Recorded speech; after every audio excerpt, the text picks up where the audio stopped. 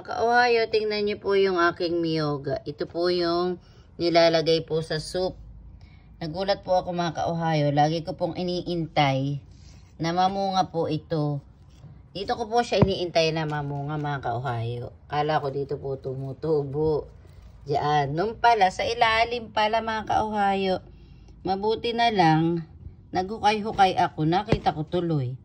Dito pala sa ilalim ko ako tumutubo ito. Kaya ito po ay galing pa po ng gunma mga ka-Ohio.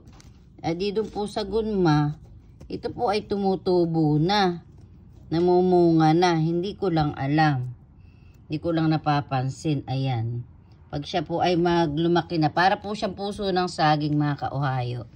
Ayan. Nilalagay po ito sa soup mga ka-Ohio.